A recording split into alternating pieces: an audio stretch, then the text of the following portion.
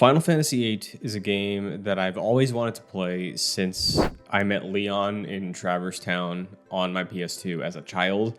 And all of these years later, after the release of a remaster a few years back, I finally decided to sit down, make some time, and play through my next Final Fantasy game earlier this year. Going in, all I really knew about the game was general talking points, the Squall is dead theory, this game's not as good as Final Fantasy VII, God, it's so edge, and all the praise that Ben Starr has thrown at it. Having seen it through the credits, I am blown away by my first experience playing Final Fantasy VIII.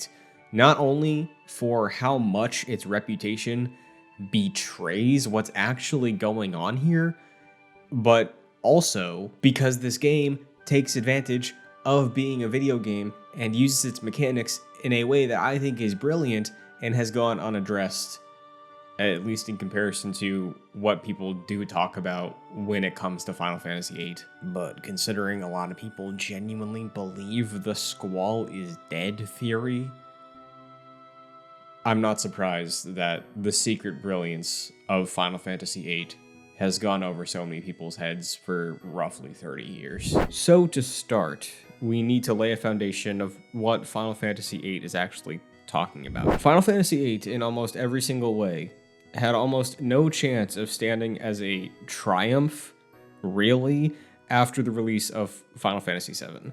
Now, listen, I love Final Fantasy VII. It's got one of the best parties in any JRPG that I've ever played, an incredibly iconic world, one of the most well-known villains in gaming. I could go on, but FF7 genuinely changed the world. It is hard to follow that. Final Fantasy VIII, pretty different from 7. Final Fantasy VIII is much more personal and melancholic in how it presents its story, and more importantly, its characters.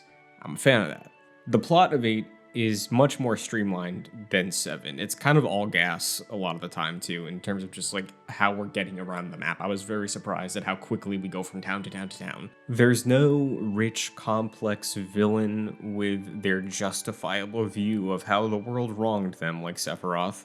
We have a sorceress existing outside of space-time that is bad because, and dooms all living sorceresses to fall to the dark in efforts to enact her grand scheme through them, spiritually, or something. Compared to Soldier, Jenova, Shinra, and all of that stuff with the Cetra, on the surface, I can see why at the time folks were let down or didn't love this plot the way that they love 7, but I wasn't let down by Final Fantasy VIII. While I feel overall the party in 7 is better, I think it is insane that Squall is not ranked significantly higher than Cloud in terms of being a compelling and well-realized character. There are a lot of avenues to explore with Squall as a character, how he's preyed upon by a system that expects too much of him, how he was essentially abandoned,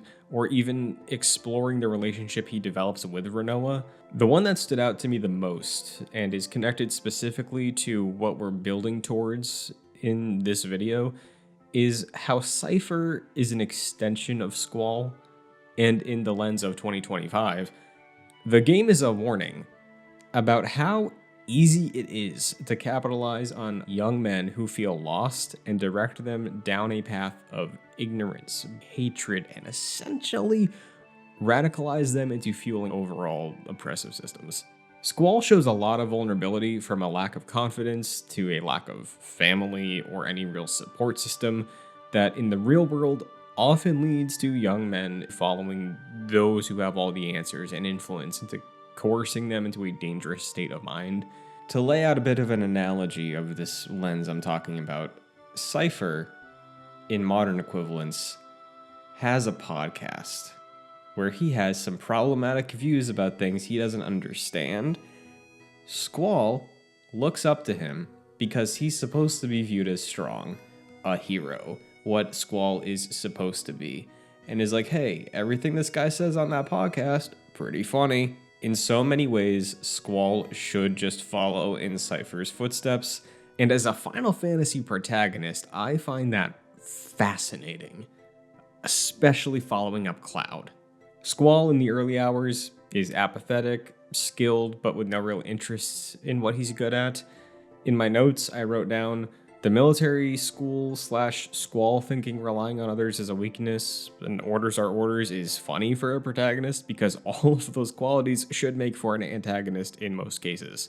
Where Seifer, on the other hand, is entitled, literally surrounded by yes men, and doesn't really show much fear or hesitation in his actions or attitude. Seifer is guided by traditional, and I would say toxic ideas of what it means to be brave or a man. Whether that morality was nurtured by seed or a lack of compassion for himself could be its own separate topic, but point is, Seifer and his fall to being a knight for the source of evil in this story is meant to show what Squall could easily become without intervention.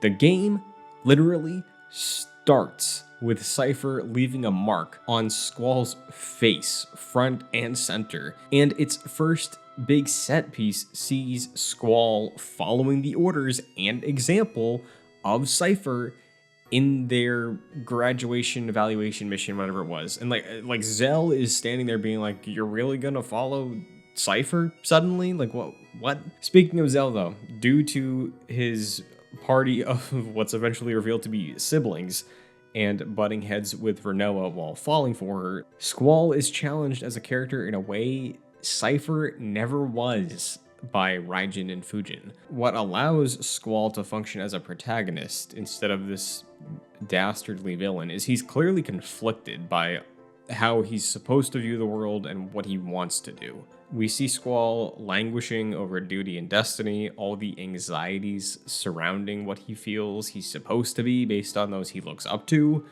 Squall rejects the path laid before him into becoming radicalized the way Seifer is, while looking for a place of belonging. But even as the hero of this story, he's incredibly conflicted and really does not want to step into a position of power at all. At one point, Sid, the headmaster of this academy, puts this teenager in charge of a warship and an army. All of that, from the hero perspective, being thrown on an impressionable and straight up lost child is insane.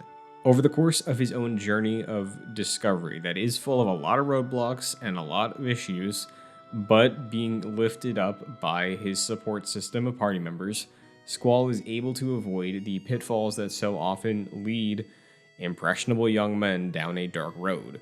Presenting this character arc and the child soldier academy of it all was really well done, in my opinion, and a really surprisingly rich direction to take after Cloud, the protagonist with amnesia. What's more interesting to me, though, than this premise for a Final Fantasy protagonist is how the game works to feed this idea of Squall rejecting his role and what he should become. Because mechanically, Final Fantasy VIII is kind of weird. So let's talk about the Junction System. So if you haven't already, and before anybody hits what I'm about to say with a bro, it's not that deep, I'd like to establish that what we've been building towards so far is like this. The precedent for this was set in Final Fantasy VII and a lot of other very good games. Video game mechanics impact the story, whether you want them to or not. Good video games are aware of this fact, and great video games take advantage of this unique aspect to the medium. To give an example within the series, Final Fantasy VII's RPG structure revolves around the materia system. I'm sure you know, but mechanically, the materia system allows players to upgrade and use modular talents, so anybody in the party can play any role at any point in time. Materia is also worked into the plot, with the black materia and holy, the stakes of the story to how the game handles the environmental issues it's talking about. Pretty much the entire game revolves around materia and the materia system. But functionally, Final Fantasy VII is a game about loss, grief, and moving on. When Aerith dies, yes, she leaves behind Holy as a part of the story, like the plot, but as a video game character, Cloud / the player also inherits her actual materia and accessories that you chose to have her hold and level up as you played the game. You have an emotional investment in these digital orbs your dead party member carried as a player, the same way that in-universe Cloud does as her friend. It's trying to reflect dealing with the loss of a loved one in real life. Like, she leaves things behind that Cloud and her other friends need to carry with them moving forward, figuratively and literally. So like many good uses of video games to tell a cohesive story, Final Fantasy VII uses its plot, mechanics, and the interactivity it has as a video game to immerse you and tell its story of grief. So Final Fantasy VIII, in its context, does something similar, and for some reason, everybody hates it without putting a shred of thought as to why its RPG structure is the way it is. It's not just different to be different. If you made it this far, thank you. I'm sure you've gathered it by now, but in my opinion, when we're looking at art, everything is intentional. Even being unintentional, or thinking you're being unintentional with the choices you're making. Like, it's that is an intent. Yes, it is that deep. Let's talk about how the Junction System that everyone hates is a brilliant subversion of JRPGs that, in my opinion, people either weren't ready for or were unable to see at the time, I guess. So I'll admit, I didn't really understand how to best take advantage of the Junction System for the first third, maybe first half of my time with the game. I read up on all the info in Quistis's classroom, and as much as they tried to explain it, I didn't fully comprehend the cause and effect of all those menus. I feel the game could have done a much better job of letting players know what's the deal here. I should not need to look that up to know what's going on. I'm not going to defend that. But the idea that leveling up in an RPG makes the game harder, oh baby, that's juicy. Inspired even. Think about what we talked about with Squall earlier. He's a character who is a student. He's thrown into this role he has almost no interest in and rejects a destiny that was laid out before him. Now think of Squall as a JRPG protagonist, mechanically. How could the game take advantage of its interactivity as a game to add on to this idea that Squall wants to reject what he is supposed to be? How can Squall, a character who traditionally does not share the same attitude or ambition as other JRPG protagonists, really feel like someone who thinks the way he does? Maybe by making the way you expect a JRPG to function and play actually hurt the experience. A lot of people go to JRPGs for the loop of facing an enemy, leveling up, or over-leveling, and stomping everything in your path. Rinse and repeat. Final Fantasy VIII looks at the people who want to follow that path of becoming the chosen one, grinding to all hell, stomping everything, saving the day, and says, no, fuck you, Squall doesn't want to be a glorious hero. Now again, I get why that could maybe not be somebody's cup of tea. But I also think this decision is as in line with what Final Fantasy VIII is trying to be about as the materia system is to Final Fantasy VII. What actually leads to success in Final Fantasy VIII is using the Junction System to its full effect. Now again, Seed are students and acting mercenaries going out into the world to run missions, learn through experience, all while trying to survive. The elements of the Junction System reflect this in that going into the field, studying your enemies, analyzing them, and gaining knowledge via spell stacking is what makes you stronger and a legitimate threat to your opponents. For instance, the party faces Seifer several times through the game, and if you take the traditional approach of over-leveling, number go up, I get stronger, Seifer will scale with you and on a raw power level kinda always be stronger.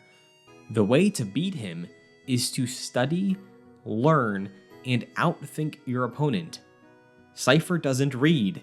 Squall rejects his in-story fate of falling down the same path Seifer did. He rejects what is thrust upon him as a leader by Cid and Adea, And as a video game character, through the Junction System, he's also rejecting his fate of being a JRPG protagonist who bonks people better by fighting and grinding over and over and over again. Incredible stuff, if you ask me. The other element of the Junction System, and how I handled most of my battles in Final Fantasy VIII, are Guardian Forces, or GFs. It is the strength of these summons that is the real power of the battles in this game. Similarly, through the plot of FF8, Squall learns that it is only by relying on others, his family/party, that he's able to find actual use as a person in this story. The GF mechanic reflects that element pretty bluntly, I think. If we really want to reach with the Junction System and what it means for Squall's character and reflects all that, I only just thought of this now. And this could probably be a separate topic, because we haven't really touched on Squall and Renoa's relationship at all. I love it. But seeing Squall discover who he is by falling in love with Renoa, his GF, Guardian Forces GF, like I'm just saying. Like I said, everything is intentional. I know a lot of people hate, the power of friendship, but brother, you're playing a JRPG. A lot of stories and straight up real life made easier by relying on others. Jesus Christ. So the Junction System was hated for being different, and admittedly it is obtuse, but functionally, what it does to serve the character arc of Squall is pretty masterful and deserves a whole lot more respect for taking a swing on that level. Not only within Final Fantasy, but just as an RPG. In general, I feel it's not incredibly common to see narrative synergy on nearly every level of a game these days, the way that Final Fantasy VIII is able to achieve between its characters, battle systems, and overall plot. So yeah, beyond all that, I really love Squall. A lot of his dialogue, like not wanting to exist only as someone's memories, his fear of abandonment, mortality, seeing him go on his journey, reflecting back to like the mind space I was at around his age, just the game connected with me. It all hit extra hard due to how the game presents itself. Tonally, the overworld music and even Balam Garden is just so emotional to me for some reason. When I really knew I was in for an incredible time, early game, going to town and talking to the hotel owner, and he was just going on about how he loves the sea breeze, but that's also the reason that his car and the sign out front rusts. Oh my god. There's just some amazing lines in this script. Final Fantasy VIII is a game about time, what we choose to do with the time we have, and why it's best spent on love and others rather than hate and isolation. Final Fantasy VIII is a beautiful game I love and think deserves so much more respect. So that is all from me on Final Fantasy VIII today. I could talk about this game a lot longer. Like I said, I have copious notes, but easily the thing I had the most to say about was the Junction System, because as obtuse as it is, dear goodness, it impressed me with how it exists in the context of this story. I'd love to know what you think of Final Fantasy VIII and what you think of my read on the story and the Junction System, because I haven't looked too much into it online. All I really know of this game's conversation is the stupid Squall is dead theory. Oh my god. Like, we should be talking about the Junction System in this way. This, triple triad, hot dogs.